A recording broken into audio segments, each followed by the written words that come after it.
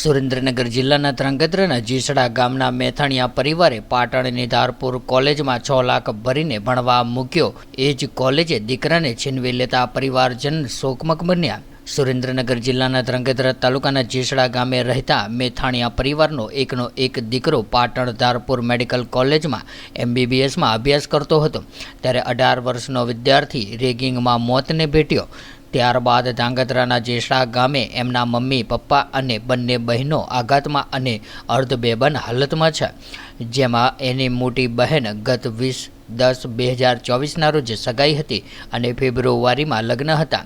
બે બહેનો બાદ 8 વર્ષે આ વિદ્યાર્થીનીનો જન્મ થયો હતો અને મેડિકલમાં એડમિશન મળતા પરિવારનો એક સભ્ય ડૉક્ટર બનવાની આશા આખો પરિવાર સેવી રહ્યો હતો. ત્યારે વર્ષે ₹12 લાખ લેખે એક સેમેસ્ટરના ₹6 લાખની ફી પણ પરિવારજનોએ પેટે પાટા બાંધીને ભરી હતી. ત્યારે પાટણની ધારપુર મેડિકલ કોલેજમાં સિનિયર દ્વારા રેગિંગના કારણે મેડિકલના એક હોનહાર વિદ્યાર્થીનું અકાળે મોત નિપજતા આંક્રદ સહિતની ગમગીનીનો માહોલ ગામે તેની આંખોના ખૂણા ભીના કરી દે તેવો શોકમગ માહોલ જોવા મળ્યો હતો.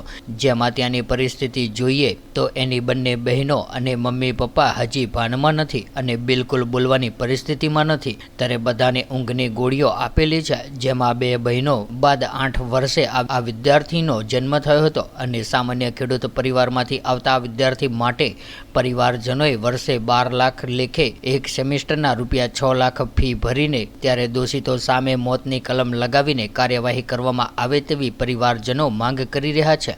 વધુમાં આ મૃતક વિદ્યાર્થીનીને બે મોટી બહેનો હતી, જેમાં એક બહેનના લગ્ન થઈ ગયા છે જ્યારે બીજી બહેનના લગ્ન ગત 20/10/2024ના રોજ સગાઈ થઈ હતી અને ફેબ્રુઆરીમાં લગ્ન હતા. ત્યારે ભાઈના મોતના સમાચારથી બંને બહેનો ગહેરા આઘાતમાં છે અને એક બહેનની હાલત તો આ સમાચાર સાંભળીને બગડતા હોસ્પિટલ લઈ જવામાં આવી હતી.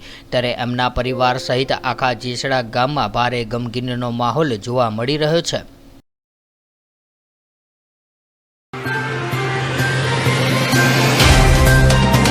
तो व्हाट्सएप, ट्विटर, फेसबुक, इंस्टा जहाँ भी आपका अकाउंट है, इसे शेयर बटन के द्वारा वहाँ पर शेयर करें.